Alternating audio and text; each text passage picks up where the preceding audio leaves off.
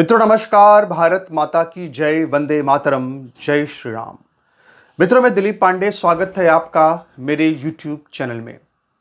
मित्रों आज हम अपने इस वीडियो में दो विषयों पर बात करने जा रहे हैं। एक तो ये कि आखिर सुप्रीम कोर्ट के अंदर अब प्रधानमंत्री मोदी की रणनीति क्या है और आखिर क्यों सुप्रीम कोर्ट ने यूजीसी को लेकर के कोई नई डेट नहीं दी। दूसरा विषय हमारा ये होगा कि धुरंधर पार्ट 2 फिल्म आ गई है और ये जो धुरंधर फिल्म है इसके जरिए बहुत सारे लोग ये दावा कर रहे हैं, बहुत सारे जो संत हैं जो बकैती करते हैं प्रधानमंत्री मोदी के लिए, वो ये दावा कर रहे हैं कि अब चूंकि धुरंधर 2 फिल्म आ चुकी है इसीलिए अब यूजीसी का पूरा मुद्दा जो है वो खत्म हो जाएगा, धुल जाएगा। इन दो विषयों पर आपसे हम बात करेंगे और आपको बताना चाहते हैं कि हमारे इस चैनल के लिए हमने एक छोटी सी 100 रुपये की प्रति माह की फीस कर रखी है और आप सभी लोग जो इस चैनल को देखते हैं वो इस फीस को ज़रूर दें ताकि हम अपना काम सही तरीके से लगातार करते रहें। तो मित्रों सबसे पहले आज हम बात करेंगे सुप्रीम कोर्ट के अंदर यूजीसी को लेकर क्या चल रहा है।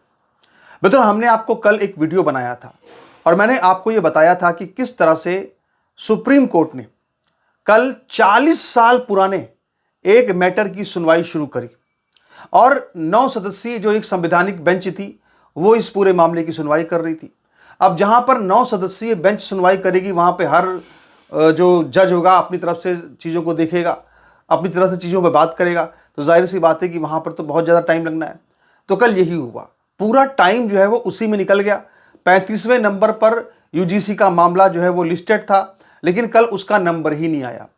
हमने आपको सारी बातें कल बताई थी लेकिन अब एक और इस मामले में एक और बहुत बड़ी महत्वपूर्ण बात सामने आ रही है और वो बात हम इसलिए कह रहे हैं क्योंकि सुप्रीम कोर्ट ने इस पूरे मामले को लेकर के कोई नई डेट रिलीज नहीं की। अब सवाल ये उठता है कि आखिर सुप्रीम कोर्ट ने कोई नई डेट रिलीज क्यों नहीं की। याद कीजिए प्लेसेस ऑफ वर्शिप एक्ट का मामला, जब हमारे देश के अंदर तमाम जो पुरानी पुरानी जितने भी मंदिर हैं जिस पर मस्जिद बनाए गए, जब उन सभी के मामलों को जो लोकल अदालतें थी, जिला अदालतें थी, वहां पर ले जाया जाने लगा और लगातार केसों की भरमार आने लगी, तो उस वक्त सुप्रीम कोर्ट में मुस्लिम पक्ष गया था और उसने ये कहा कि हमको प्लेसेस ऑफ वर्शिप एक्ट के तहत संरक्षण मिला हुआ है कि जो ढांचा है वही रहेगा, तो आप अब ऐसा क्यों कर रहे हैं, हर अदालत में क्यों केस दायर कर रहे हैं हमारे खिलाफ। तो इसको लेकर के जो कवच बना दिया था कांग्रेस ने प्लेसेस ऑफ वर्शिप एक्ट, उसको लेकर के जो सुप्रीम कोर्ट थी उसने मोदी सरकार से एक जवाब मांगा। जवाब ये मांगा कि प्लेसेस ऑफ वर्शिप एक्ट रहना चाहिए कि नहीं रहना चाहिए, इस पर आपका जवाब क्या है। इस पर जो है आज तक अभी तक मोदी सरकार के मुंह में दही जमा हुआ है, अभी तक मोदी सरकार ने इस पर कोई भी उत्तर नहीं दिया है। तो ये जो हिंदुत्व की बात करते हैं इनको बताना चाहिए साहब कि आपने इस पर उत्तर क्यों नहीं दिया है। फिर आप और कांग्रेस में आखिर फर्क क्या है। कांग्रेस उसने उस कवच को लेकर आई जो फर्जी बनी हुई है मस्जिदें कथित रूप से मंदिरों पर, उसके लिए कवच कांग्रेस पार्टी लेके आई और आप भी तो उसी कवच को जारी रख रहे हैं। लेकिन याद कीजिए उसमें जो मोदी सरकार की टैक्टिक क्या थी, उसमें मोदी सरकार की टैक्टिक दरअसल ये थी कि हमको सुप्रीम कोर्ट में कोई जवाब देना ही नहीं है और जब सुप्रीम कोर्ट में कोई जवाब ही नहीं देंगे और सुप्रीम कोर्ट ने कोई उसकी टाइम लिमिटेशन यानी कोई मियाद ही नहीं तय करी, तो फिर क्या हुआ, फिर यह हुआ कि पूरा केस जो है वो ठंडे बस्ते में चला गया, पूरा केस टल गया। तो बिल्कुल इसी तर्ज पर अब यूजीसी रेगुलेशन के मामले को भी क्या एक निश्चित समय अवधि के लिए टालने की या ठंडे बस्ते में डालने की प्लानिंग कर ली गई है। ये इस मोदी सरकार की एक नई रणनीति है, नई चाल है कि जो यूजीसी के विरोधी हैं या जो सामान्य वर्ग के जो लोग हैं, जो आंदोलनकारी हैं, उनको पस्त करने के लिए, उनको ठंडा करने के लिए या उनको जो है एक तरह से उनको झिलाने के लिए कि वो परेशान रहे हैं, सही ऐसे ही रोते रहे सामान्य वर्ग के लोग, इसके लिए प्रधानमंत्री मोदी ने नई रणनीति ये अपनाई है कि अब वो यूजीसी रेगुलेशन पर कोई जवाब दाखिल ही नहीं करेंगे। अब जब वो यूजीसी रेगुलेशन पर कोई जवाब दाखिल नहीं करेंगे तो सुप्रीम कोर्ट ने तो कोई मियाद तय नहीं की, कोई टाइम तय नहीं किया कि आपको इतने से इतने टाइम में आपको देना है। जब आपने कोई मियाद सुप्रीम कोर्ट ने तय नहीं की और मियाद तय भी करे तो भी क्या सरकार आगे टाइम ले लेगी। तो कुल मिलाकर के ये है कि जब वो जवाब देगी नहीं केंद्र सरकार सुप्रीम कोर्ट के अंदर, तो सुप्रीम कोर्ट उस पर क्या सुनवाई करेगा, उस पर आखिर क्या डेट देगा। जाहिर सी बात है कि वो मामला जिस तरह से प्लेसेस ऑफ वर्शिप एक्ट को ठंडे बस्ते में डाला मोदी सरकार ने, उसी तरह से इस यूजीसी रेगुलेशन को भी मोदी सरकार ठंडे बस्ते में डालने की प्लानिंग कर रही है। अब ये भी कहा जा रहा है साहब कि 5 राज्यों में चुनाव होने वाले हैं। अब यहाँ पर तो प्रधानमंत्री मोदी और अमित शाह की क्रेडिबिलिटी दांव पर लगी हुई है, तो वहाँ तो जब तक ये चुनाव नहीं हो जाएंगे तब तक भी इस बिल रेगुलेशन पर कोई बात नहीं की जाएगी। लेकिन यहाँ पर एक बात ध्यान रखिए, इस बात की पूरी संभावना है, हो सकता है कि इस मामले को ऐसे ही 1 साल तक खींचा जाए और इसके बाद जब उत्तर प्रदेश का चुनाव नजदीक हो तो उस वक्त फिर जो है इस यूजीसी के रेगुलेशन को ला करके योगी आदित्यनाथ के सर पर पटक दिया जाए, भाई कि सामान्य वर्ग का गुस्सा अब आपको झेलना है, सरकार जवाब दे या कुछ भी करे।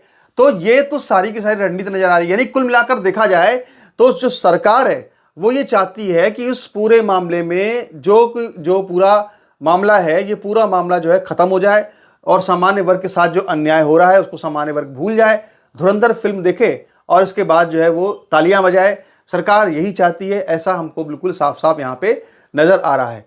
बिल्कुल ठीक यही टैक्टिक्स उसने जो है वो किसान आंदोलन को लेकर के भी अपनाई थी। वहां पर भी मामले को सुप्रीम कोर्ट ले जाया गया था, सुप्रीम कोर्ट से मामले को ठंडा करने का पूरा प्रयास किया गया, लेकिन इसके बाद भी किसान आंदोलन जो है वो लगातार जारी रहा और आखिरकार जब वो लगातार जारी रहा तो फिर इनको मजबूरी में आकर के वो किसान जो बिल था वापस लेना पड़ा। हालांकि मैं यहाँ फिर से कह रहा हूँ कि वो अड़ातियों का आंदोलन था और वो जो पंजाब के किसान थे वो दरअसल बाकी दूसरे राज्य जो हैं वहाँ से सस्ता अनाज लेकर के और उसको जो है वहाँ पर वो लेकर के फिर उसको महंगे में बेचते थे। यही अड़ातिया काम करते थे। यही वजह है कि किसान आंदोलन चलाया गया पंजाब के द्वारा और जो बिल लाया गया था वो सही बिल था, इसका हम समर्थन करते हैं कि वो बिल अच्छा था। लेकिन यहां पर जो है वो हम देख रहे हैं कि सेम वही टैक्टिक जो है वो यूजीसी रेगुलेशन के साथ की जा रही है। अब इसमें सवाल ये उठता है कि आखिर जो आंदोलनकारी हैं या जो सामान्य वर्ग के नेता हैं वो इस पूरे मामले को अब कब तक खींचते हैं, कितने दिन तक आगे ले जाते हैं, ये उनको देखना है। कई ऐसे भी विश्वविद्यालय हैं, ऐसे भी यूनिवर्सिटीज हैं जहां पर कि 2023 के रेगुलेशन को लगा दिया गया है और वो भी 2026 की तरह ही एक तरह से ड्रैकोनियन है। तो उसके खिलाफ भी कई लोग जो है वो अदालत जा सकते हैं और ये अगर अदालत जाते हैं तो ये अपने आप में एक नया मसला होगा, फिर उसको भी वहां पे रद्द किया जाएगा। उन सरकारों से, मध्य प्रदेश सरकार है, उस सरकार को वहां पे फटकार लगानी पड़ेगी। ये तो मैंने आपको बताया किस तरह से पूरे मामले को ठंडे बस्ते में डालने की पूरा षड्यंत्र जो है वो मोदी सरकार के द्वारा किया जा रहा है।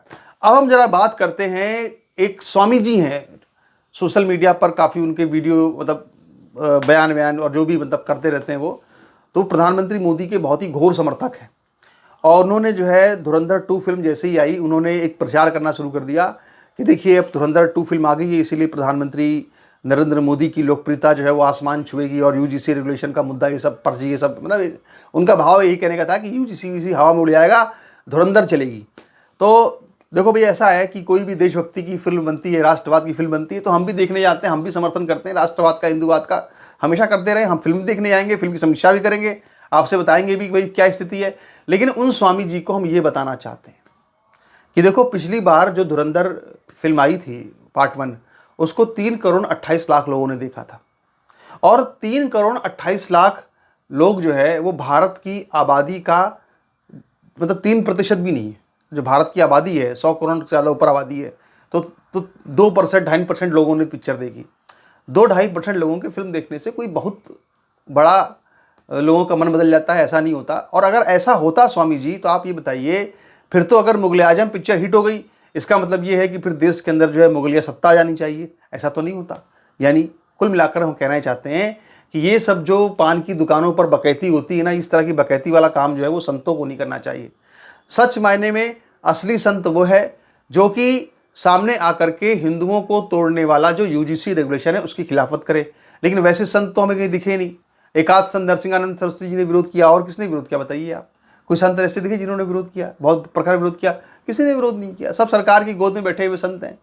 तो आप ये समझ लीजिए कि सरकार की गोद में जो बैठा हुआ, मोदी की गोद में बैठा हुआ जो बकैत संत कोई है, उसकी बातों में आने की आवश्यकता नहीं है। भैया देखो, यूजीसी रेगुलेशन सामान्य वर्ग की मांगे, उसको उठाते रहेंगे हम, और वो इसलिए उठाएंगे क्योंकि आपने क्या किया, हिंदुओं को तोड़ने के लिए सब किया है। मतलब पहले आपने प्लानिंग क्या बनाई है भैया कि जो हिंदू समाज के बाकी वर्ग हैं और जो क्या कहते हैं मुसलमान ओबीसी हैं उनके द्वारा जो है सामान्य वर्ग को पिटवाया जाए, उनको कुचलवाया जाए, तो ये आप जो करेंगे ये गलत कर रहे हैं। आपको इसके खिलाफ बोलना चाहिए संतों को, वो कुछ नहीं बोल रहे। तो समय जो है वो सबका हिसाब करेगा, समय सब बताएगा कि क्या सच है क्या झूठ है, वो सब देखेगा। आप चिंता मत कीजिए, आप सबका हिसाब किताब ईश्वर करने वाला है, वो देखने वाला है। तो आपके इस पर क्या विचार है, अपने विचार रखिएगा। और फिर से आपसे हमारी अपील कि हमारी जो है वो इस चैनल की हमने छोटी सी फीस रखी है, 100 रुपये की पर प्रति माह की, सबको देनी है जो लोग इस चैनल को देखते हैं, ताकि हम अपना जो काम है वो बेरोक टोक तरीके से बिना किसी रुकावट से कर सकें। एक 100 रुपये की छोटी सी फीस कोई भी दे सकता है, मैं समझता हूँ, जो लोग भी चैनल को देखते हैं, वो एक मासिक फीस है। नमस्कार।